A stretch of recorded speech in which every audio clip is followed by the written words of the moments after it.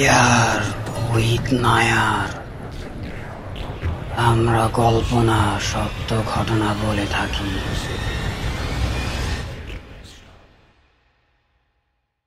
প্রিয় লিসেনার্স, আসসালামু আলাইকুম। ফিয়ার উইথ নায়ার ইউটিউব চ্যানেলের থার্সডে নাইট বৃহস্পতিবার রাতের 13তম এপিসোডে আপনাদের সবাইকে স্বাগতম। লিসেনার্স, আমি আশা করি আপনারা সকলে অনেক বেশি ভালো এবং সুস্থ আছেন। প্রিয় লিসেনার্স, আপনারা যখন আমাদের এই এপিসোডগুলো শুনবেন তখন কিন্তু আপনারা আমাদের এই ভিডিওগুলোতে অবশ্যই একটা লাইক দেবেন। আর যারা সত্যিকারের ভৌতিক ঘটনা শুনতে পছন্দ করে তাদের সাথে আমাদের এই চ্যানেলের লিঙ্কটা শেয়ার করবেন। প্রিয় লিসেনার্স, আপনারা কিন্তু অবশ্যই ঘটনা পাঠাবেন। আপনারা যদি ঘটনা না পাঠান তাহলে কিন্তু আমরা আমাদের এই অগ্রযাত্রায় আর সামনে এগিয়ে নিতে পারবো না। আপনারা আমাদের ঘটনা পাঠাতে পারবেন আমাদের ইমেইলে, আমাদের হোয়াটসঅ্যাপ নাম্বারে এবং আমাদের ফেসবুক আইডিতেও। আর আমাদের হোয়াটসঅ্যাপ নাম্বার, আমাদের ইমেল আর আমাদের ফেসবুক আইডির লিঙ্ক কিন্তু এই ভিডিওর ডেসক্রিপশনে দেওয়া আছে। লিসেনার্স, আমরা আমাদের ফিয়ার উইথ নায়ার ইউটিউব চ্যানেলের অফিসিয়াল ফেসবুক গ্রুপ খুলেছি। আপনারা চাইলে এই ভিডিও ডেসক্রিপশন থেকে আমাদের গ্রুপে যুক্ত হতে পারেন। আপনাদের মতামত বা আমাদের এপিসোডগুলো নিয়ে যদি আপনাদের কোনো কিছু বলার থাকে তাহলে আমাদের গ্রুপে পোস্ট করে বা কমেন্ট করেও জানাতে পারেন। আর যারা ঘটনা পাঠাতে চান তারা অবশ্যই ঘটনা পাঠাবেন। এই এপিসোডগুলো লিসেনার্স আসলে আমরা কেন করি, যারা সত্যিকারের ভৌতিক ঘটনা শুনতে পছন্দ করে তাদের জন্যই কিন্তু আমাদের এই এপিসোডগুলো করা। লিসেনার্স, আজকে 13তম এপিসোডে আমি আপনাদের সাথে বেশ কিছু ঘটনা শেয়ার করব। আর প্রত্যেকটা ঘটনা পাঠিয়েছেন আমাদের লিসেনার্সরা।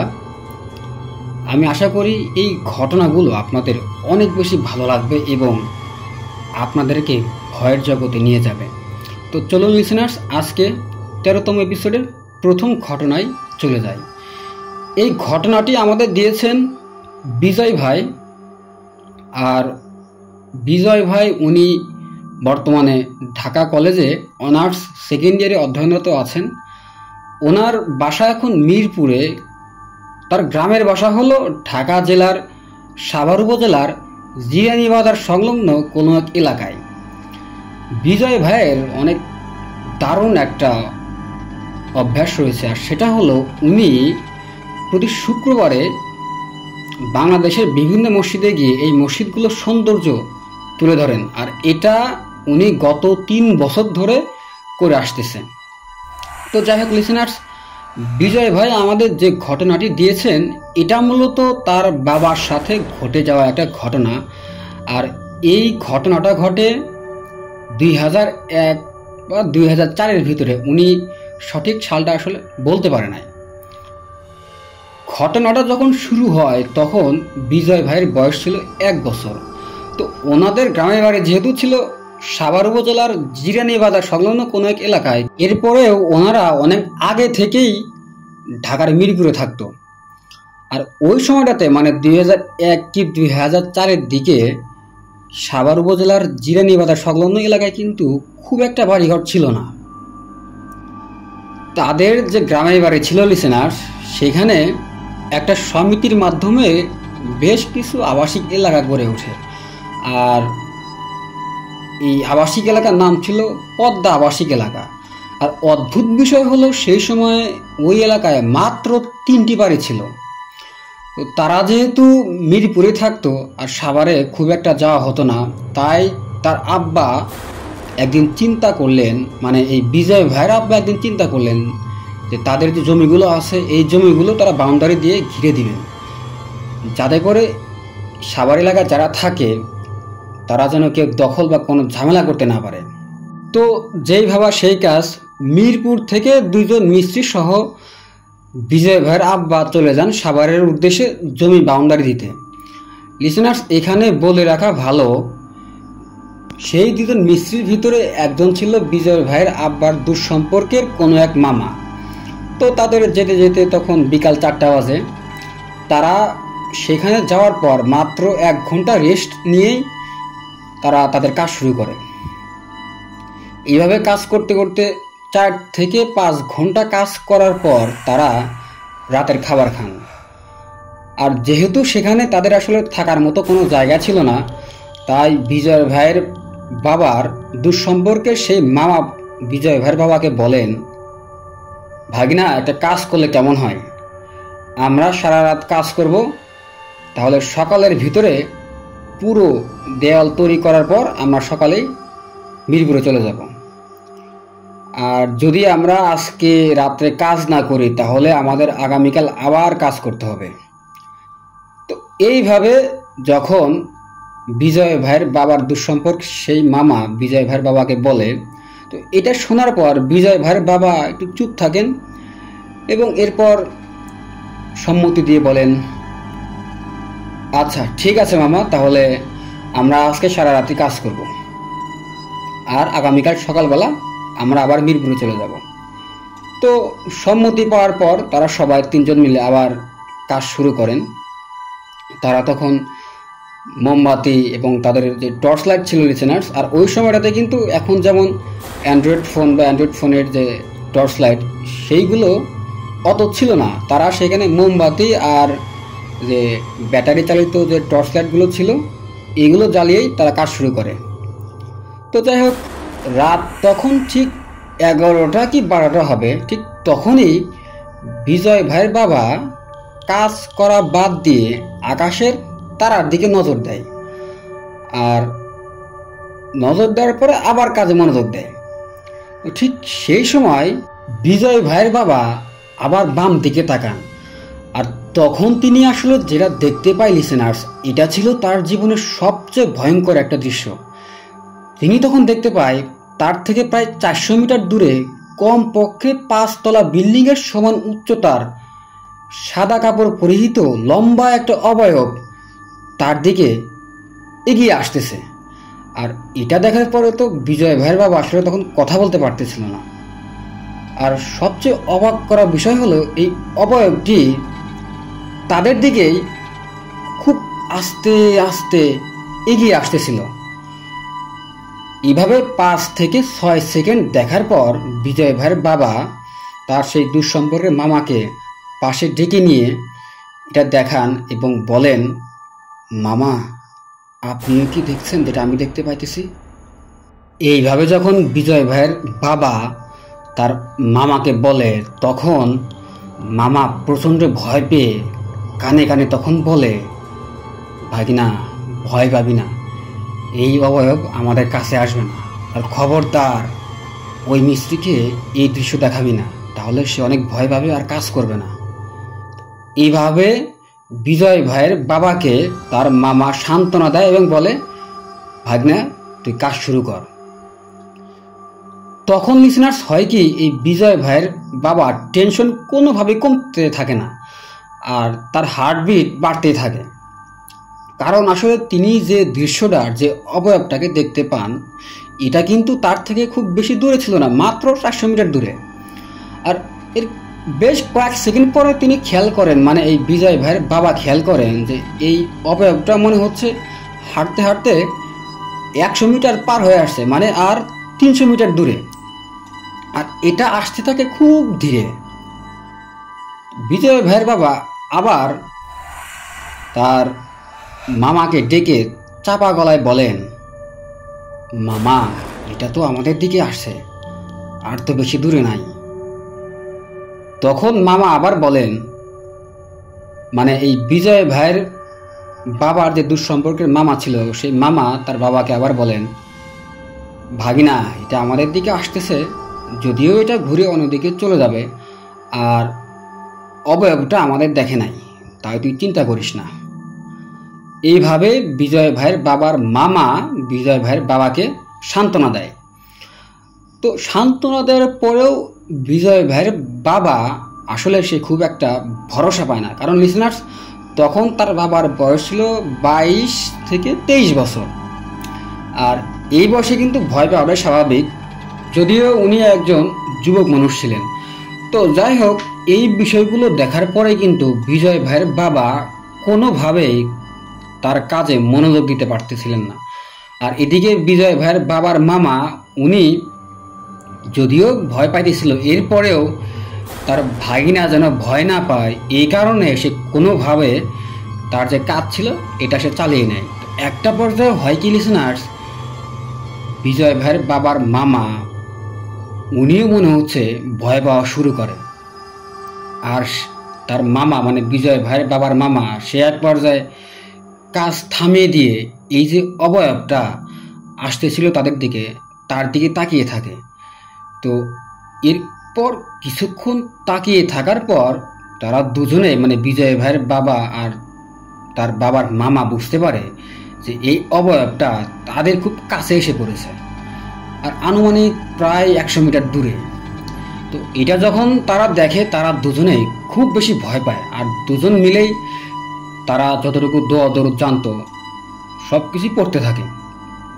আর যখন এই অবয়বটা তাদের একেবারে কাছে এসে পড়ে ঠিক তখনই বিজয় ভাইয়ের বাবা কোনো দিক না তাকিয়ে সোজা এক দৌড় দেয়। সে আসলে কোন দিক দৌড়ে দিয়েছিল লিসেনার্স এটা সে বলতে পারে না, কিন্তু সে দৌড়াতেই থাকে। এক পর্যায়ে হয় কি, দৌড়াতে দৌড়াতে সে ওই এলাকার যে মেন রোড ছিল সেখানে চলে আসে। তখন মেন রোডের যে লোকজন ছিল এই লোকজন বিজয় ভাইয়ের বাবাকে হাঁপাতে দেখে, আর তারা তার বাবাকে পানি খাইতে দেয়। তো এক পর্যায়ে রাস্তার পাশে সেই লোকগুলো বিজয় ভাইয়ের বাবাকে যখন জিজ্ঞেস করে যে ভাই কি হয়েছে, এরপর বিজয় ভাইয়ের বাবা সব কিছু তাদের খুলে বলেন। খুলে বলার পর বিজয় ভাইয়ের বাবা আর দেরি না করে সিএনজিতে সোজা মিরপুরে চলে আসেন। তার যে মামা ছিল আর ওই যে একজন মিস্ত্রি ছিল এদের খোঁজ না নিয়েই সে মিরপুরে চলে আসে, এবং মিরপুরে আসার পর বিজয় ভাইয়ের দাদিকে তার বাবা সব কিছু খুলে বলেন। তো এরপর বিজয় ভাইয়ের দাদি তার বাবাকে পানি ভরা খাওয়ান।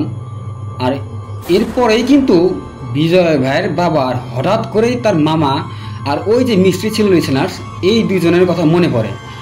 আর তখনই তার মামাকে মানে বিজয় ভাইয়ের বাবার যে মামা ছিল তাকে বিজয় ভাইয়ের বাবা কল করেন।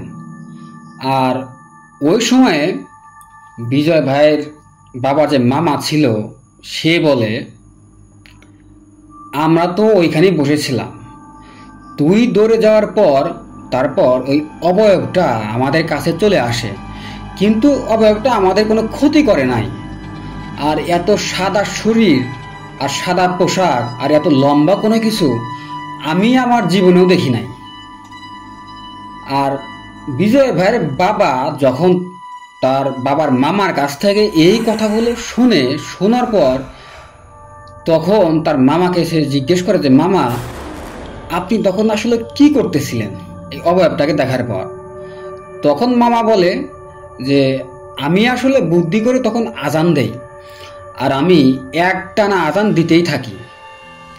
আর তখনই আর একজন যে মিস্ত্রি ছিল এই মিস্ত্রিরা তাকিয়ে বুঝতে পারে যে আসলে তাদের সাথে যা হচ্ছে এটা আসলে কোনোভাবেই ভালো কিছু না। তো এটা বোঝার পর সে নিজেও বিজয় ভাইয়ের বাবার মামার সাথে দোয়া দরুদ পড়তে থাকে। সেই মামা আরও বলে যে এই অবয়বটার শরীরটা নাকি পুরো জল করতেছিল, আর এই অবয়বটা হয়তোবা কোনো ভালো জিন ছিল, তা না হলে আমাদের কোনো ক্ষতি না করে সে চলে গেল কেন? প্রিয় লিসেনার্স, এখানে আরও কিছু কথা আপনাদের বলে রাখা প্রয়োজন। সেটা হলো বিজয় ভাইয়ের বাবা আর তার বাবার মামা ওনারা যে জায়গায় কাজ করতেছিল এর ঠিক কিছু দূরে ছিল দুইটা বড় বড় তাল গাছ, আর এরা উচ্চতায় প্রায় সমান ছিল। আর ওই এলাকায় প্রচলিত আছে সেখানে নাকি বেশ কিছু জিন থাকতো। আর এই তাল গাছের পাশেই ছিল পুরনো এবং পরিত্যক্ত একটা গার্মেন্টস। লিসেনার্স, এই যে গার্মেন্টসটা এখানে নাকি রাতের বেলা পরিত্যক্ত হওয়ার আগে বিভিন্ন সব অদ্ভুত ঘটনা ঘটত। কখনো কখনো নাকি এই গার্মেন্টসের মেশিনগুলো অটোমেটিক্যালি চলতো এবং কোনো কারণ ছাড়াই লাইট অফ হতো, মেশিনগুলো চলতো। এমনকি লিসেনার্স এখানে কোনো কারণ ছাড়াই মানুষ মারা যাওয়া শুরু করে। তো এরকম ভয়ানক ঘটনা যখন ঘটা শুরু করে, এরপর থেকে কিন্তু এই গার্মেন্টসটিকে পরিত্যক্ত ঘোষণা করা হয়। আর পরিত্যক্ত ঘোষণা করার পরে এই গার্মেন্টসের আশেপাশে কেউ আর যেত না। একটা সময় হয় কি, এই গার্মেন্টসের মালিক এই যে ভবনটাতে ছিল, এই ভবনটাকে পাহারা দেওয়ার জন্য একজন দারোয়ান নিয়োগ করে। এর কিছুদিন পর আশেপাশের লোকজন দেখতে পায় 4 থেকে 5 দিন পরেই দারোয়ানের পকেটে যে কলম ছিল, এই কলম তার চোখে ঢুকানো থাকে এবং এই ঢুকানো অবস্থায় এই দারোয়ানদের মৃত অবস্থায় পাওয়া যায়। মানে মারা যাওয়ার পরে আবার যে দারোয়ান নিয়োগ হয় লিসেনার্স, তাদের সাথেও একই ঘটনা ঘটতে থাকে। তো এসব যখন আসলে ঘটে, এরপর থেকে ওই যে গার্মেন্টস ছিল, এই গার্মেন্টসের আশেপাশে ত্রিসীমানায় আর কেউ যায় না। আর ওই এলাকাবাসী, ওইখানে যারা থাকতো, তারা সবাই এটা ধারণা করে যে এই গার্মেন্টস এবং এই যে তাল গাছ, এইখানে পিশাচ শ্রেণীর যে জিনরা থাকে তারা বসবাস করে। এইগুলো বিজয় ভাইয়ের বাবা এবং তার বাবার মামা জানার পর তারা দুজনে এটা ধারণা করে যে ওই দিন রাত্রে তারা 3 জন খারাপ কোনো পিশাচ শ্রেণীর জিনের কবলে পড়তে চাইতেছিল। আর ঠিক তখনই ভালো একটা জিন সাদা অবয়বে এই পিশাচ শ্রেণীর জিনদের থেকে বাঁচানোর জন্য এসেছিল। আর লিসেনার্স, এখানে কিন্তু একটা বিষয় প্রশংসা পাওয়ার যোগ্য, সেটা হলো বিজয় ভাইয়ের বাবার মামা এবং ওই যে আরেকজন মিস্ত্রি ছিল, তারা দুজন কিন্তু অনেক সাহসী ছিল। আপনি একবার কল্পনা করুন যে 5 তলা বিল্ডিংয়ের সমান এবং সাদা ধবধবে একটা অবয়ব আপনার দিকে আসতেছে এবং আপনি ভয় না পেয়ে সেখানে দাঁড়িয়ে আছেন। লিসেনার্স, আপনি কি ওই অবস্থায় ওই অবয়বের সামনে দাঁড়িয়ে থাকতে পারবেন? আমার মনে হয় না আপনি পারবেন। হ্যাঁ, আমাদের ভিতরে অনেকেই আছেন যারা সাহসী, তারা যে কোনো অবস্থাতেই এই পরিস্থিতিগুলো কাটিয়ে উঠতে পারে। তো লিসেনার্স, এটাই ছিল আসলে ঘটনা, সত্য এবং অনেক ভয়ানক একটা ঘটনা। আমি আশা করি লিসেনার্স, এই ঘটনাটি আপনাদের মনে ভয়ের উদ্রেক জাগিয়েছে এবং আপনারা ভয়ের যে বিনোদন লিসেনার্স সেটা পেয়েছেন। বিজয় ভাইকে অনেক ধন্যবাদ। এই বিজয় ভাইয়ের কাছে কিন্তু লিসেনার্স আরও বেশ কিছু সত্যি ভৌতিক ঘটনা আছে, উনি আমাদের দিবেন ইনশাল্লাহ। আর এই ঘটনাগুলো কিন্তু পরবর্তীতে আমরা আবারও আপনাদের সামনে উপস্থাপন করব। তো চলুন লিসেনার্স, আজকে ফেয়ার উইথ নায়ার ইউটিউব চ্যানেলের বৃহস্পতিবারের রাত থার্সডে নাইটের আরও একটা সত্য ঘটনায় চলে যায়।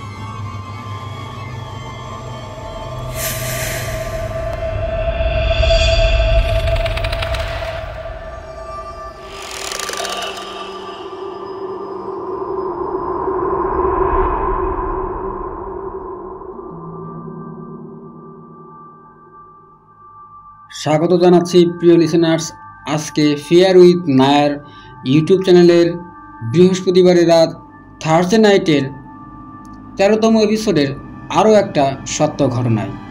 প্রিয় লিসেনার্স, আপনারা যখন আমাদের এই এপিসোডগুলো শুনবেন তখন কিন্তু আমাদের ভিডিওগুলোতে একটা করে লাইক দিতে ভুলবেন না।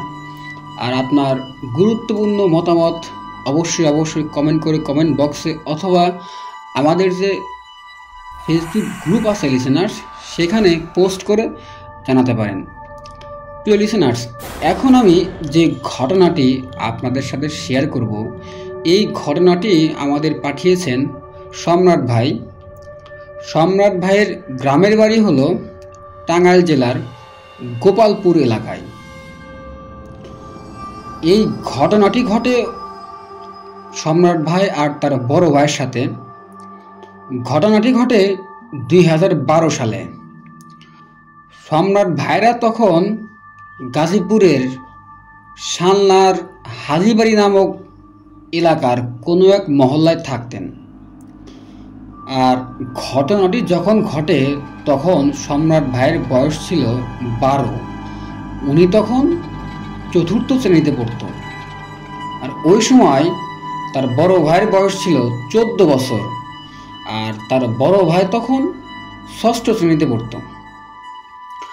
2012 সালের কোনো এক বৃষ্টির দিনে সম্রাট ভাই তিনি আসলে যেখানে থাকতেন পাশের বাজার থেকে সে শুনতে পায় তাদের বাজারে নির্মাণাধীন যে মসজিদটা ছিল এই মসজিদের কাজ শেষ হয়েছে আর মসজিদে নামাজ পড়া শুরু হয়েছে। লিসেনার্স, যেহেতু নতুন মসজিদ আর তাদের বয়সও অনেক কম ছিল, এই কারণে তারা দুই ভাই ঠিক করে যে আজকে থেকেই মানে ফজর নামাজ থেকেই তারা নতুন এই মসজিদে নামাজ পড়বে। তো যেভাবে সেই কাজ দুই ভাই ঠিক করলো যে আগামীকাল সকালের ফজর নামাজ থেকেই তারা এই মসজিদে নামাজ পড়া শুরু করবে। আর এই কারণেই সম্রাট ভাইয়ের বড় ভাই ওনার যে বাটন ফোন ছিল এই বাটন ফোনে সে অ্যালার্ম দিয়ে রাখে। লিসেনার্স, এইখানে তারা একটা বিষয় ভুল করে, আর সেটা হলো সে অ্যালার্ম দেয় এটা ঠিক, কিন্তু কয়টার অ্যালার্ম দেয় এটা সে আসলে ঠিক মতো দিতে পারে না, মানে ভুলবশত একটা সময় দিয়ে ফেলে। আর এই কারণেই ওই দিন রাত্রে তাদের সাথে ঘটে যায় ভয়ানক একটা ঘটনা। তো যেহেতু সে অ্যালার্ম কয়টার দিয়েছিল এটা সে মনে করতে পারে না, যখনই ফোনের অ্যালার্ম বেজে ওঠে তখনই তারা দুই ভাই ঘুম থেকে ওঠে এবং ঘুম থেকে উঠে তারা মসজিদের দিকে যাওয়া শুরু করে। তো বৃষ্টির দিন, কাদা কাদা ভাব রাস্তায়, অন্ধকারের আবেশ চারদিকে। বাজারে যেতে হলে বেশ কয়েকটি বাসা পার হয়ে কাঁচা রাস্তা অতিক্রম করে একটু দূরেই পুকুর পার, আর পুকুরের কিনার দিয়ে 2 মিনিট হাঁটলেই সে বাজার মসজিদ। আর এই যে পুকুরটা লিসেনার্স, এই পুকুরটা নিয়ে নাকি তাদের ওই এলাকায় অনেক আগে থেকেই অনেক ভয়ানক বেশ কিছু ঘটনা এলাকাবাসীর কাছে পরিচিত ছিল। এই পুকুরে নাকি দিনের বেলাও কেউ একা গোসল করতো না। তো তারা দুই ভাই গল্প করতে করতে মসজিদের দিকে এগিয়ে যাচ্ছে। তারা আসলে তখন খুব এক্সাইটেড ছিল, কারণ নতুন মসজিদ, নামাজ পড়বে। তো যাই হোক, তারা দুজনেই তখন সেই পুকুর পাড় দিয়ে হাঁটতেছিল। এমন সময় তারা দুজনেই খেয়াল করে যে তাদের শরীর হঠাৎ করেই কেন যেন কেঁপে উঠল। লিসেনার্স, এই সময় হয় কি, তারা কিন্তু তাদের যে ফোন ছিল এই ফোনটা বাসায় রেখে আসছিল, কারণ তাদের ফোনে খুব একটা আলো ছিল না। তাদের কাছে এক ধরনের চার্জার লাইট ছিল। তো এই চার্জার লাইট দিয়ে তারা আসলে আশেপাশে খুঁজতে থাকে যে আসলে কিছু আছে কি না, কোনো প্রাণী বা অন্য কোনো কিছু। তারা আসলে তখন কোনো কিছু খুঁজে পায় না। এমন সময় হয় কি, এই সম্রাট ভাই তার বড় ভাইকে কাঁপা কাঁপা কণ্ঠে বলে, কিরে, কেমন বাতাস লাগছে না? তো এটা যখন সম্রাট ভাই তার ভাইকে বলে, এরপর তার ভাই বলে, হ্যাঁ তাই তো। তো এরপর সম্রাট ভাই বলে, আরে থাক, মনের ভুল। এরপরেও তারা দুজন হাঁটতে থাকে। আর লিসেনার্স, এই যে পুকুর ছিল, এই পুকুরে ছিল 2টা ঘাট, আর এখানে ছিল একটা বড় ঘাট আর একটা ছোট ঘাট। এই বড় ঘাটের পাশে ছিল প্রায় 200 বছর বা তারও বেশি সময়ের একটা বট গাছ। আর অত্র এলাকায় এই বট গাছটা দজ্জুল বাড়ির বট গাছ নামেই বেশি পরিচিত ছিল। এই বট গাছটার সাথে অনেক ছোট ছোট আগাছা যুক্ত হয়ে যাওয়ার কারণে এই বট গাছটাকে দেখতে অনেক ভয়ঙ্কর লাগতো অন্ধকারে। তো তারা দুজন তখন এই বট গাছ অতিক্রম করতে থাকে। আর ঠিক ওই সময় 20 থেকে 25 সেকেন্ড লাগবে এই পুকুরটি পার হতে। তো তারা দুজন হাঁটতেছে হাঁটতেছে, হঠাৎ করেই তখন তারা দুজনেই তাদের কানে পুকুর থেকে অনেক জোরে একটা শব্দ শুনতে পায়। ঠিক তখন তারা দুজন যখন পুকুরের দিকে তাকায়, আর ওই সময় তারা আসলে যেটা দেখে, এটা দেখার জন্যই তারা আসলে কোনোভাবেই প্রস্তুত ছিল না। তারা এটা তখন দেখার পর তাদের দুজনের শরীরই অস্বাভাবিকভাবে তখন ঘামতে থাকে। তারা তখন দেখতে পায় পুকুরের মাঝে নববধূ কানে গয়না, নাকে নাকফুল, ঝলঝল স্পষ্ট আলোয় তারা তখন এই অবয়বটাকে দেখতে পায়। আর এই যে লিসেনার্স নববধূ ছিল পুকুরের মাঝখানে, তার চারদিকে নাকি অস্বাভাবিক সাদা রকমের আলো ছিল। ঠিক পুকুরের মাঝে তার চুল যেন পুকুরের গোলাকার যে জায়গা ছিল এই জায়গাগুলোকে মনে হচ্ছে তার চুল দখল করে নিয়েছে। 90 দশকের মতো স্বাদ ছিল এই অবয়বটার।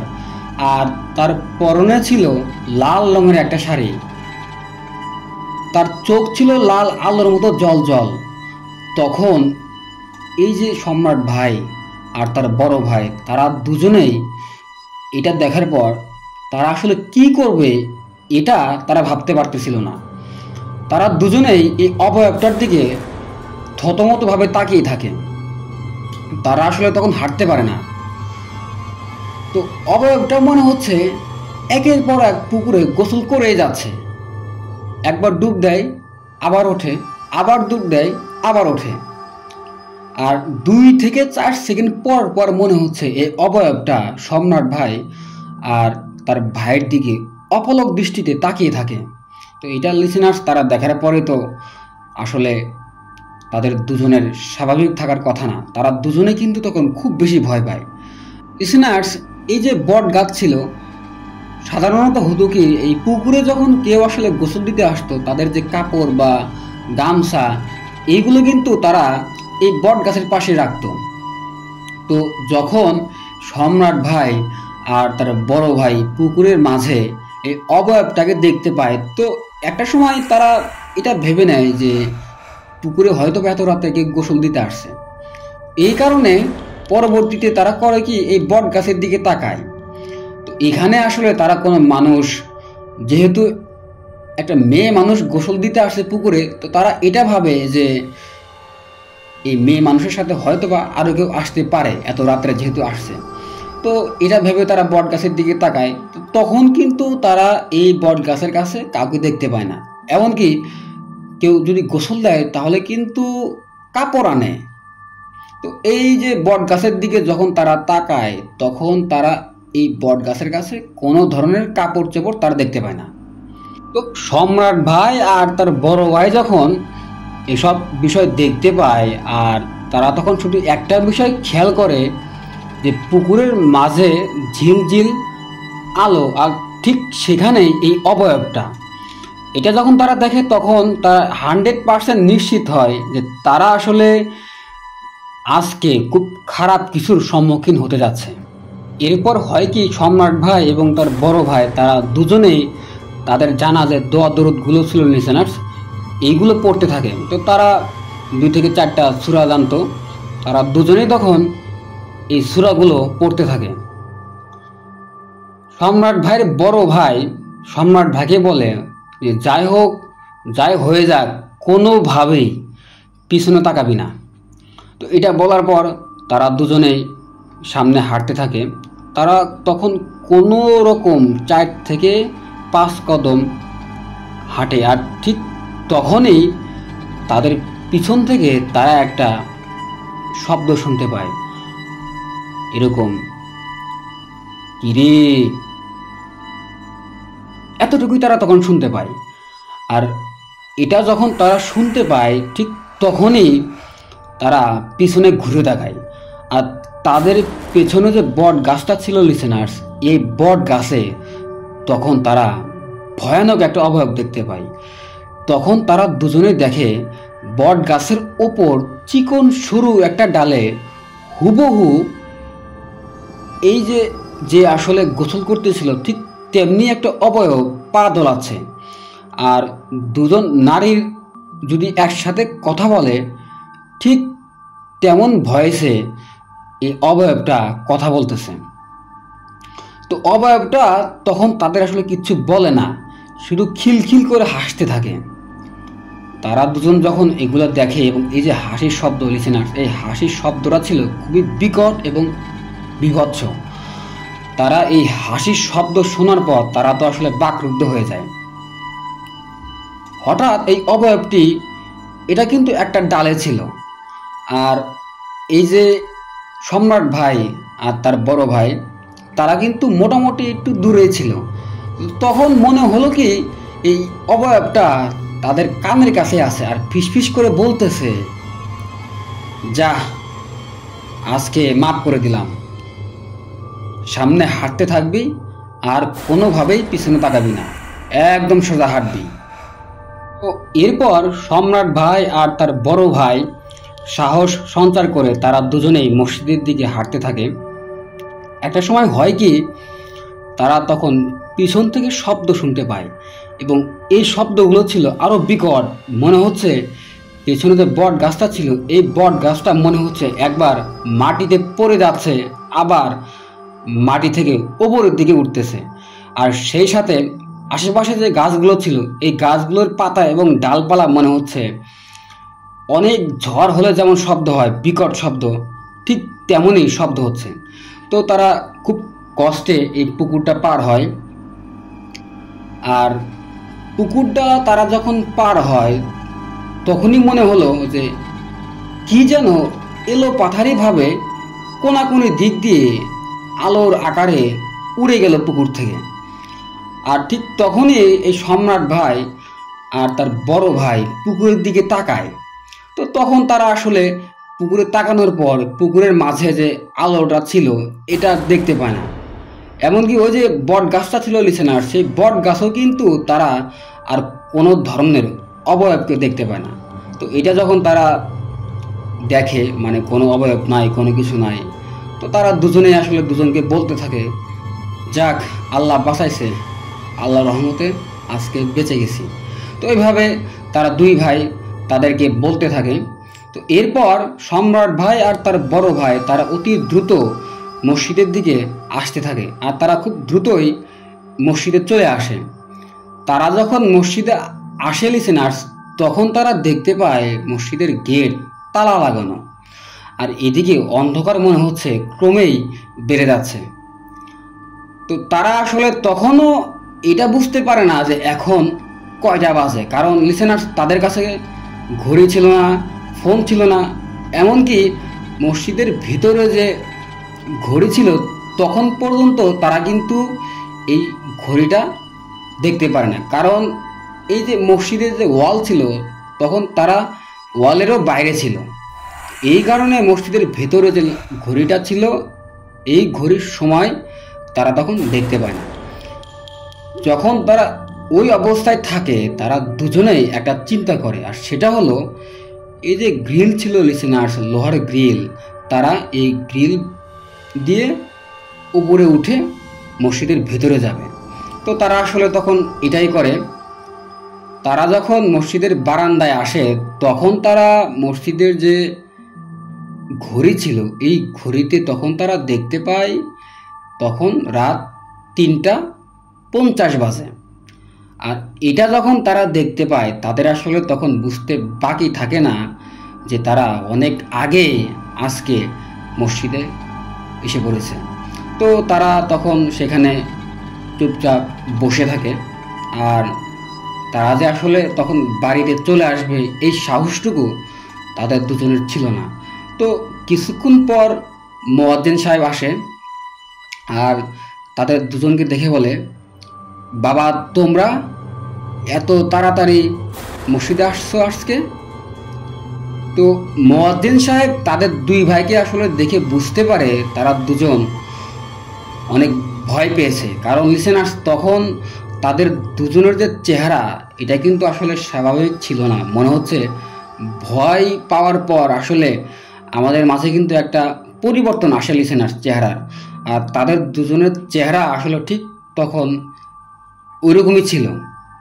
তো মুয়াজ্জিন সাহেব যখন এই দুই ভাইকে বেশ কিছু প্রশ্ন করে তারা আসলে খুব একটা কিছু বলতে পারে না। তারা দুজন তখন করে কি, দুজন দুজনের দিকে তাকিয়ে থাকে। তো হুজুর আসলে সব বুঝতে পারে। তখন হুজুর বলে যে তোমরা আসলে অনেক আগেই চলে আসছো, আর আমি জানি তোমাদের সাথে কি হয়েছে, তোমাদের মোবাইলের অ্যালার্ম সঠিক ছিল না। তোমরা যেটা দেখেছো সেটা অনেক আগে থেকেই, বহুকাল ধরেই এই বট গাছে বাস করে। তোমাদের উজু করা ছিল আর মাথায় টুপি ছিল, এই কারণে হয়তোবা তোমাদের কোনো ক্ষতি করে নাই, রেহাই পেয়েছ।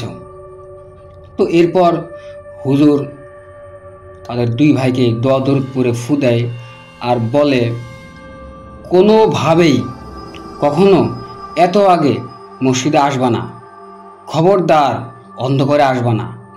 তো এইভাবে হুজুর তাদের সতর্ক করে দেয়। তো একটু পর হুজুর আবার আজান দেয়। তো যখন আজান দেয় হুজুর, তখন এই দুই ভাইয়ের ভয় একটু কমে যায়। তো এরপর তারা নামাজ আদায় করে। তখনও লিসেনার্স তারা আসলে অনেক ভয়ে ছিল। তো নামাজ পড়ার পর তারা আসলে যে রাস্তা দিয়ে বাড়ি যাবে সেটাও কিন্তু এই যে পুকুর ছিল, এই পুকুরের পাড় দিয়েই ছিল। আর তারা যেহেতু একটা ভয়ানক ঘটনার মুখোমুখি হয়েছিল, এই কারণে তারা করে কি, নামাজ পড়ে যখন বাড়িতে যাবে সেই পুকুরের পাড় দিয়ে না গিয়ে অন্য যে একটা রাস্তা ছিল, এই রাস্তা দিয়ে তাদের বাড়িতে যেতে আরও বেশি সময় লাগবে। তো এরপরেও এই দুই ভাই করে কি, সেই পুকুর পাড় দিয়ে যায় না, তারা অন্য একটা রাস্তা দিয়ে তাদের বাড়িতে যায়। তো বাড়িতে যাওয়ার পরে এরপর তাদের সাথে আর খুব একটা অন্য কোনো কিছু হয় নাই। পরবর্তীতে স্বপ্নের মাঝে কোনো ধরনের ভয় পাওয়া বা বাস্তবে সামনাসামনি কোনো কিছু দিয়ে ভয় পাওয়া, এরকম কোনো ঘটনা আর তাদের সাথে ঘটে না। তো লিসেনার্স, এরপর যিনি আমাদের ঘটনা পাঠিয়েছেন সম্রাট ভাই, উনি বলেছেন যে উনি গাজীপুরের সাইনবোর্ডের কোনো এক এলাকাতে এখন কোনো এক কোম্পানিতে চাকরিরত অবস্থায় আছেন এবং তার নাম্বার দিয়েছেন, মোবাইল নাম্বার দিয়েছেন। তো এটাই ছিল ঘটনা। আমি আশা করি লিসেনার্স এই ঘটনাটি আপনাদের অনেক বেশি ভালো লেগেছে। লিসেনার্স, এই যে ঘটনাটি আপনারা শুনলেন, এই ঘটনাটি আপনাদের কেমন লেগেছে সেটা কিন্তু আমাদের কমেন্ট বক্সে জানাতে ভুলবেন না। অথবা আপনারা চাইলে কিন্তু আমাদের যে ফেসবুক গ্রুপ আছে সেইখানে পোস্ট করে বা গ্রুপের যে বিভিন্ন পোস্ট হয় সেখানেও কমেন্ট করে জানাতে পারবেন। প্রিয় লিসেনার্স, আমার জীবনে আপনারা এখন যে ঘটনাটি শুনলেন ঠিক এমন না, কিন্তু এরকমই একটা ঘটনা, ছোট্ট একটা ঘটনা আমার জীবনে ঘটেছিল। আর এই ঘটনাটি এখন আমি আপনাদের সাথে শেয়ার করব। তখন আসলে সালটা ছিল 2016 সাল। আমি আর আমার এলাকার পরিচিত এক বড় ভাই পাশের গ্রামে গিয়েছিলাম কোনো একটা কাজে। তো সেই গ্রামের নাম ছিল, যদি আমি নামটা বলি তাহলে আমার এলাকার অনেকেই চিনে থাকবেন, গ্রামের নাম ছিল হাসনা। তো তখন সময়টা ছিল 12টা কি 12:30। তো আমি আর আমার সেই বড় ভাই একটা পুকুর পাড় দিয়ে আসতেছিলাম, আর ওই পুকুরের পাড়ে ছিল একটা খেজুর গাছ। আমরা যখন সেই খেজুর গাছটা পার হব, ঠিক তখনই শুনতে পাই যে খেজুর গাছ থেকে মানুষের মতো কোনো একটা অবয়ব পুকুরের ভিতরে যদি লাফ দেয়, ঠিক তেমনই একটা শব্দ আমরা শুনতে পাই। তো আমরা যখন আসলে পেছনের দিকে তাকাই, খুব উৎসাহ নিয়ে যাই এখানে আসলে কি ছিল বা কি লাভ দিল পুকুরের ভিতরে। আমাদের কাছে লিসেনার্স তখন কিন্তু বিদেশি যে লাইটগুলো ছিল, টর্চ লাইট, সেই লাইটগুলো আমাদের কাছে ছিল। আর এই কারণে মোটামুটি একটু দূর থেকে আমরা এই পুরো পুকুরের ভিতরে আসলে কি হচ্ছে এটা দেখতে পাই।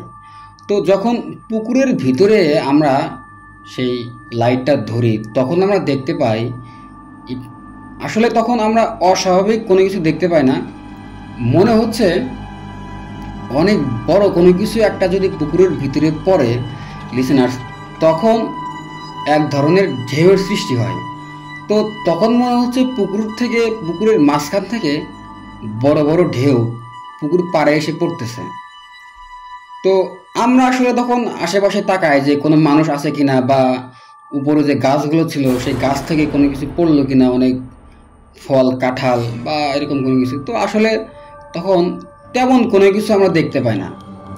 আর তখনই আমরা আর একটা বিষয় খেয়াল করি, পুকুরের মাঝখান থেকে মনে হচ্ছে বুদ বুদ বুদ বুদ করে কোনো কিছু একটা মনে হয় উপরের দিকে উঠতেছে। আর এটা দেখার পর আসলে তখন আমাদের আর সাহস থাকে না পুকুরের পাড়ে থাকার। তো এটা দেখার পর আমরা দৌড় দিই এবং দৌড় দিয়ে আমরা আমাদের যে গ্রাম ছিল গ্রামে চলে আসি। তো পরবর্তীতে আমরা যখন ওইখানে আবার যাই একটা কাজে, আশেপাশের লোকজনকে যখন আমরা বলি এরকম ঘটনা, তো তারা আসলে তখন বলে এই পুকুরে নাকি মাঝে মাঝেই পুকুরের পাড়ে যাদের বাড়ি ছিল তারা এরকম বিকট কোনো কিছু একটা পড়ার শব্দ শুনতে পায়। তো এরপরে তারা বলে যে হয়তো বা এটা দেও জিন বা মাস্কিও কোনো একটা জিন।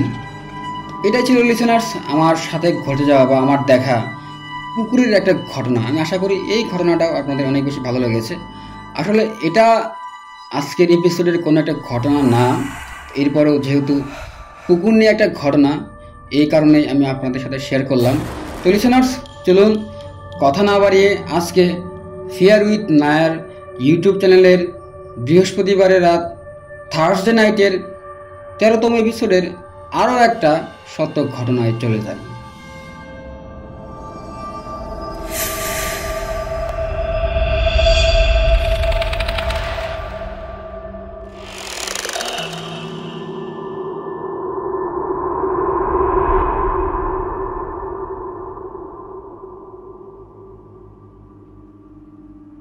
আবারও স্বাগত জানাচ্ছি প্রিয় লিসেনার্স আজকে ফেয়ার উইথ নায়ার ইউটিউব চ্যানেলের বৃহস্পতিবারের রাত থার্সডে নাইটের 13তম এপিসোডের আরও একটা সত্য ঘটনায়। লিসেনার্স একটাই কথা বলবো, আপনারা আমাদের এই চ্যানেলটিকে যারা সাবস্ক্রাইব করেন নাই তারা অবশ্যই সাবস্ক্রাইব করবেন, এবং যারা সত্যিকারের ভৌতিক ঘটনা শুনতে পছন্দ করে তাদের সাথে অবশ্যই আমাদের এই চ্যানেলের লিঙ্কটা শেয়ার করবেন। প্রিয় লিসেনার্স, এখন আমি যে ঘটনাটি আপনাদের সামনে উপস্থাপন করব, এই ঘটনাটি শুরু করার আগে আমি আপনাদের দুটো কথা বলবো। আর সেটা হলো, আমাদের মাঝে অনেকেই কিন্তু আছেন যারা আসলে জিন বা প্যারানর্মাল কোনো কিছুতে বিশ্বাস করেন না। লিসেনার্স, আসলে আমরা যারা মুসলমান তাদের তো অবশ্যই জিন জাতিতে বিশ্বাস করতেই হবে, কারণ পবিত্র কোরআন এবং হাদিসে এই জিন নিয়ে কিন্তু অনেক কিছুই বলা আছে। এরপরেও হয় কি, যেহেতু জিনদের দেখা যায় না, এই কারণে আমাদের মাঝে অনেকেই তাদেরকে বিশ্বাস করতে চায় না। তো তাদের জন্য আসলে এই ঘটনাটা, আমি আশা করি এই ঘটনাটি শোনার পর আপনারা অবশ্যই এসব কিছুতে বিশ্বাস করতে পারেন। তো যাই হোক, এই ঘটনাটি আমাদের দিয়েছেন নাহিদ ভাই। নাহিদ ভাইয়ের গ্রামের বাড়ি হলো মানিকগঞ্জের সাটুরিয়া উপজেলার রইলা নামক গ্রামের। আর উনি মানিকগঞ্জ সরকারি দেবেন্দ্রনাথ কলেজে ইন্টার ফার্স্ট ইয়ারের একজন স্টুডেন্ট। তো উনি বলেছেন উনি অনেক আগে থেকেই অনেক জিনভূতের ঘটনা শোনেন, আর তার কাছে অনেক ঘটনা আছে। তো এর ভিতরে অধিকাংশ ঘটনায় তিনি তার দাদির থেকে শুনেছেন। আর পরবর্তীতে নাহিদ ভাই আমাদের আরও অনেক ঘটনা দিবেন এটা বলেছেন। ইনশাআল্লাহ লিসেনার্স, সেই ঘটনাগুলো আমরা কিন্তু অবশ্যই আমাদের ইউটিউব চ্যানেলে প্রচার করব। আর আজকে যে ঘটনাটি উনি আমাদের সাথে শেয়ার করেছেন, এই ঘটনাটি মূলত ঘটে ওনার দাদার সাথে। ঘটনাটি ঘটে 1968 সালের দিকে। তার দাদার নাম ছিল আবুল কুদ্দুস খান। আর এই আবুল কুদ্দুস খান সাহেব সেই সময়ে উনি এসএসসি পাশ করা একজন মানুষ ছিলেন। তো এই কারণেই হয়তোবা উনি আসলে জিনভূতে খুব একটা বিশ্বাস করতেন না। কেউ যখন এই আবুল কুদ্দুস খান সাহেবকে জিনভূত সম্পর্কে বলতো, তখন তিনি আসলে এগুলো গল্প করে উড়িয়ে দিত। তিনি বলতেন এগুলো আসলে হয় না, এটা আসলে গল্প, মানুষের বানানো গল্প। একদিন হয় কি লিসেনার্স, নাহিদ ভাইয়ের দাদির এক ভাই তাকে বলে, খান সাহেব, তোমাকে আমি জিন দেখাবো, দেখলে কিন্তু ভয় পাওয়া যাবে না। তো এরপর নাহিদ ভাইয়ের দাদা উনি রাজি হন, বলে যে হ্যাঁ দেখবো আজকে দিন, দেখি কি আছে। দাদির সেই ভাই তার দাদাকে বৃহস্পতিবারের রাতে জাগনা থাকতে বলে। তো সে বলে আমি তোমাকে ওই দিন রাত্রে ডাক দিব, আর তুমি আমার সাথে অমুক জায়গায় যাবা, সেখানে আমি তোমাকে জিন দেখাবো। লিসেনার্স, এখানে বলে রাখা ভালো, দাদির সেই ভাইয়ের সাথে নাকি 7টা জিন ছিল, আর সে এই জিনগুলোকে পালতো। তো যাই হোক, সেদিন এই নাহিদ ভাইয়ের দাদির যে ভাই ছিল যথারীতি সে বৃহস্পতিবারের রাত্রে তাকে ডাক দেয় এবং তার দাদা সে ঘুম থেকে উঠে। তো তারা দুজনেই তখন হাঁটতে থাকে। তো নাহিদ ভাইয়ের দাদির যে ভাই ছিল তখন তার হাতে নাকি অনেক রকমের মিষ্টি ছিল, আর তারা হাঁটতে হাঁটতে তাদের গ্রামে ধান ক্ষেতের মাঝে যে উঁচু জায়গা ছিল, যেটাকে আসলে ভিটে বলা হয়, তারা দুজনই তখন এমনই একটা ভিটায় যায়। তো যাওয়ার পর নাহিদ ভাইয়ের দাদির যে ভাই ছিল উনি মনে হচ্ছে কোনো একটা অজানা ভাষায় কাদের যেন ডাকাডাকি শুরু করে। আর নাহিদ ভাইয়ের দাদা সে আসলে এই ভাষাগুলো বুঝতে পারে না। ডাক দেওয়ার প্রায় 5 থেকে 7 মিনিট পর 7টা বিড়াল আসে, আর এই 7টা বিড়াল ছিল ধবধবে সাদা। তো দাদির সেই ভাই এই বিড়ালদের তিনি যে মিষ্টিগুলো নিয়ে এসেছিল লিসেনার্স, এই মিষ্টিগুলো দিয়ে দেয়, আর বিড়ালগুলো অদ্ভুতভাবে এই মিষ্টিগুলো তখন খাওয়া শুরু করে। এক পর্যায়ে মিষ্টি খাওয়া শেষ হয়।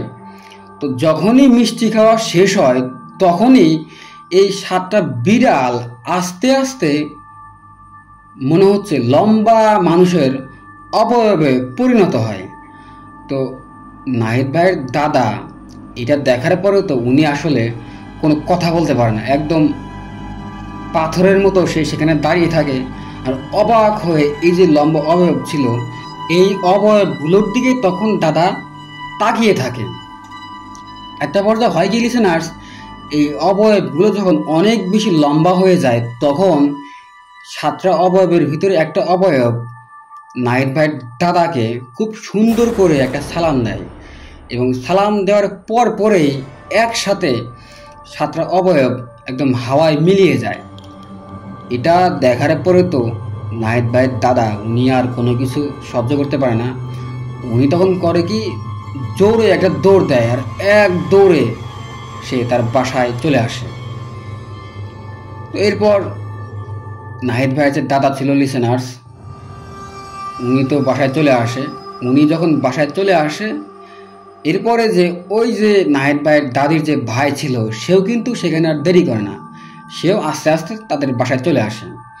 এরপর থেকে লিসেনার্স, নাহিদ ভাইয়ের দাদা উনি কিন্তু প্যারানর্মাল যে বিষয়গুলা বা জিন বা ভূত এইগুলোতে সে আসলে বিশ্বাস করতে থাকে, এবং সে করতে বাধ্য হয়, কারণ লিসেনার্স তার চোখের সামনে যে ঘটনাটি ঘটে যায় এটা কিন্তু সে কোনোভাবেই ব্যাখ্যা করতে পারে না। লিসেনার্স, পরবর্তীতে নাহিদ ভাইয়ের দাদার সাথে কিন্তু আর কোনো ধরনের ঘটনা ঘটে নাই। এটাই ছিল ঘটনা। আমি আশা করি লিসেনার্স এই ঘটনাটিও আপনাদের অনেক বেশি ভালো লেগেছে। আর যারা আসলে প্যারানর্মাল যে বিষয়গুলো বা জিন ভূত আপনারা বিশ্বাস করেন না, আমি আশা করি এই ঘটনাটি শোনার পর আপনারা প্যারানর্মাল জিন বা ভূত এই বিষয়গুলোতে আপনারা আপনাদের বিশ্বাস রাখবেন। আমি এটা আশা করি না যে আপনাদের সাথে এমন কোনো ঘটনা বা ভৌতিক ঘটনা ঘটুক, তবে আমাকে যিনি ঘটনাটা দিয়েছেন নাহিদ ভাই, উনি আমাদের এটা নিশ্চিত করেছেন যে এটা একটা সত্য ঘটনা এবং ওনার দাদার সাথে ঘটে যাওয়া একটা বাস্তব ঘটনা। তো এই যে নাহিদ ভাই, ওনার জানা আরও অনেক ঘটনা আছে, পরবর্তীতে উনি আমাদের পাঠাবেন, এবং এই ঘটনাগুলো কিন্তু আমরা আমাদের ফিয়ার উইথ নায়ার ইউটিউব চ্যানেলে আপনাদের জন্যই প্রচার করব ইনশাআল্লাহ। তো লিসেনার্স, ঘটনাটি কেমন লাগলো অবশ্যই কমেন্ট করে জানাবেন, অথবা আপনি জানাতে পারবেন আমাদের যে ফেসবুক গ্রুপ আছে সেখানে পোস্ট আকারে বা কমেন্ট করে। আর আমাদের ফেসবুক গ্রুপের লিঙ্ক কিন্তু এই ভিডিওর ডেসক্রিপশনে দেওয়া আছে। তো চলুন লিসেনার্স, আজকে ফেয়ার উইথ নায়ার ইউটিউব চ্যানেলের বৃহস্পতিবারের রাত থার্সডে নাইটের 13তম এপিসোডের আরও একটা সত্য ঘটনায় চলে যায়।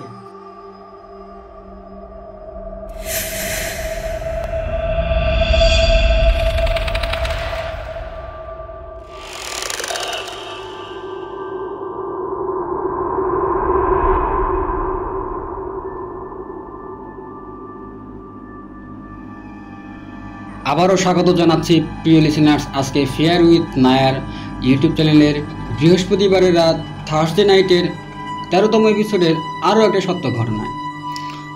লিসেনার্স, এখন আমি যে ঘটনাটি আপনাদের সামনে উপস্থাপন করব, এমন ঘটনা হয়তোবা আপনারা অনেকেই শুনেছেন, কারণ গ্রামে কিন্তু এটা একটা অতি কমন একটা ঘটনা।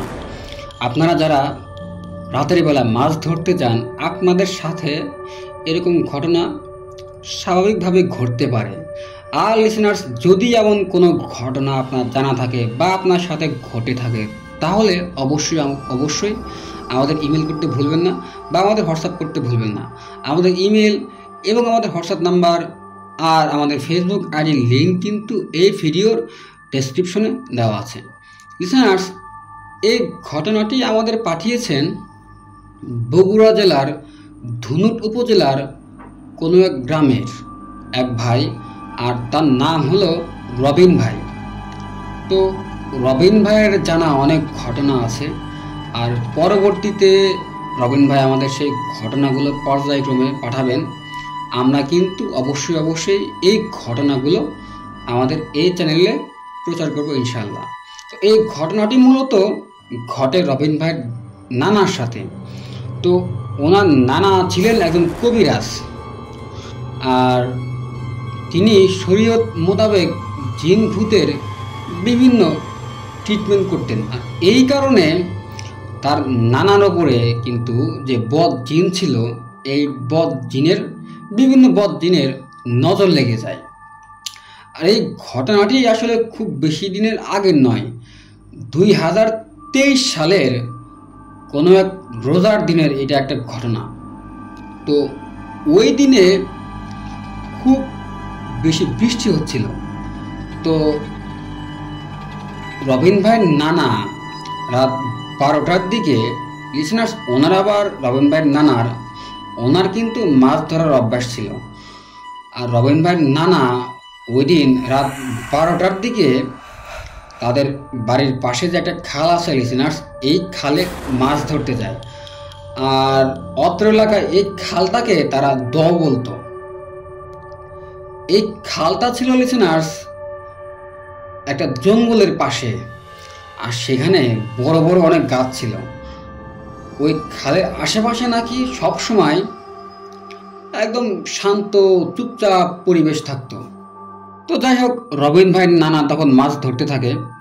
তো উনি মাছ ধরতে ধরতে একটা সময় খেয়াল করে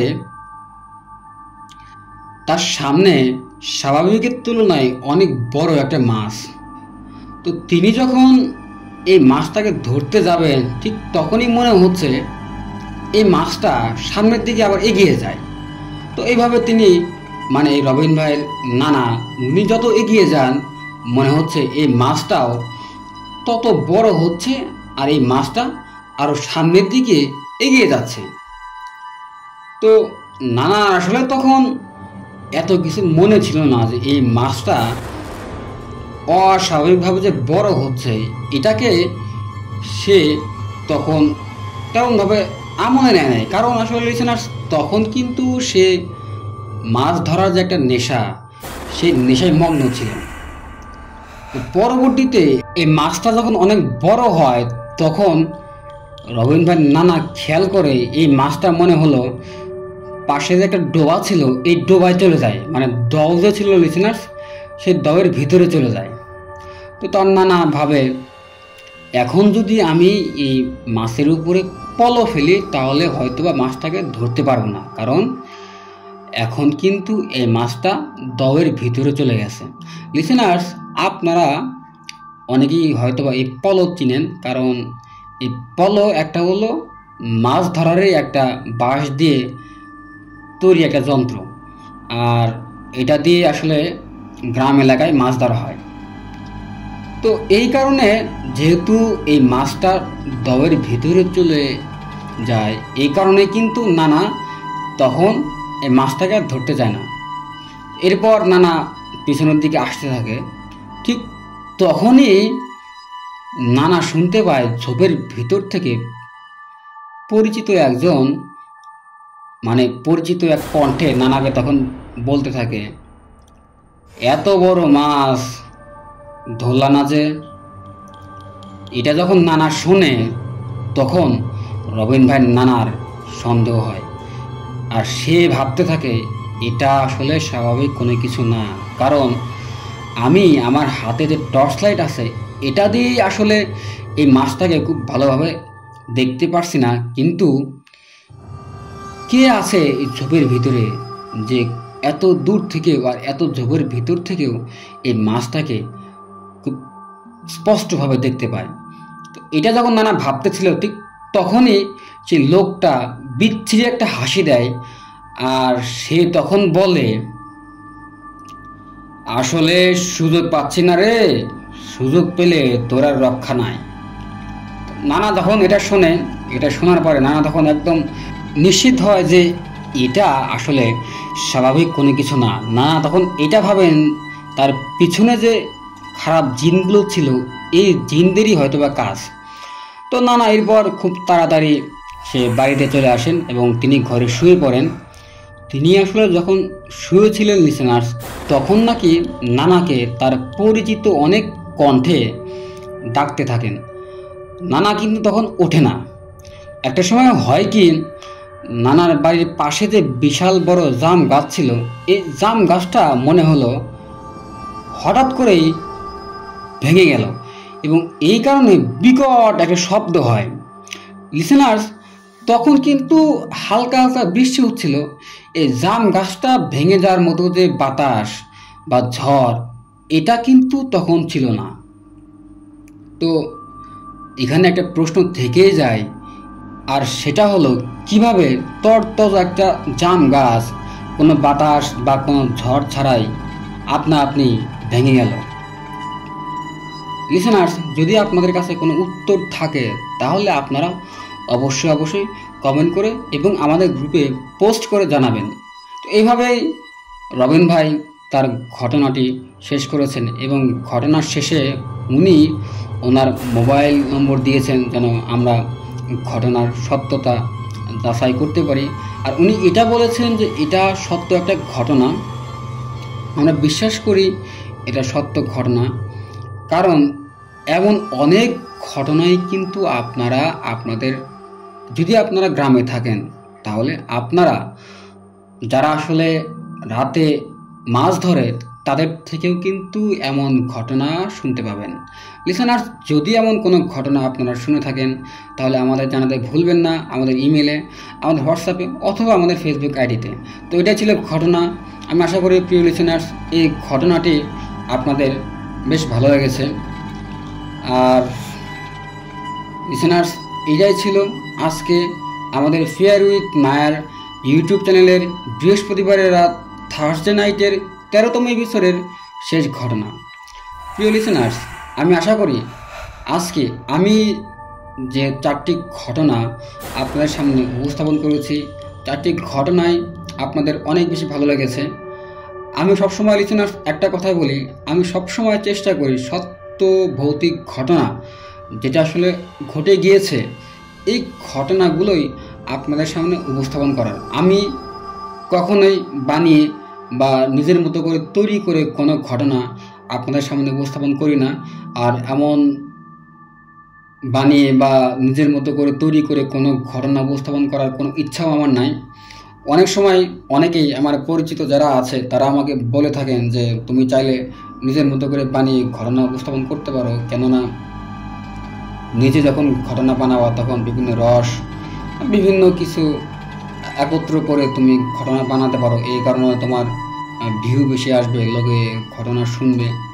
আমি আসলে লিসেনার সবসময় একটা কথা মাথায় রাখি, যেহেতু আমি সত্যিকারের ভৌতিক ঘটনা পছন্দ করি শুনতে, এই কারণে আমি সবসময় ইনশাল্লাহ সত্যিকারের ভৌতিক ঘটনাই আপনাদের সামনে উপস্থাপন করব। তাই আপনাদের কাছে আমার অনুরোধ থাকবে, এমন সব সত্যিকারের ভৌতিক ঘটনাগুলো সংগ্রহ করে আপনারা আমাদের ইমেলে বা আমাদের হোয়াটসঅ্যাপে বা আমাদের ফেসবুক আইডিতে পাঠিয়ে দিন, আর আমরা সেই ঘটনাগুলো আপনাদের সামনে উপস্থাপন করব ইনশাল্লাহ এই চ্যানেলের মাধ্যমে। তো আজ লিসেনার্স এই পর্যন্তই। পরবর্তীতে ইনশাল্লাহ থার্সডে নাইট, বৃহস্পতিবারের রাতের কোনো এক এপিসোডে আপনাদের সাথে আবারও দেখা হবে, এবং সেই পর্যন্ত আপনারা সকলেই অনেক বেশি ভালো থাকবেন, সুস্থ থাকবেন, নিজেদের খেয়াল রাখবেন এবং পরিবারের সাথে থাকবেন। আর ফিয়ার উইথ নায়ার ইউটিউব চ্যানেলের সকল এপিসোডগুলো শুনবেন। আসসালামু আলাইকুম, আল্লাহ হাফেজ।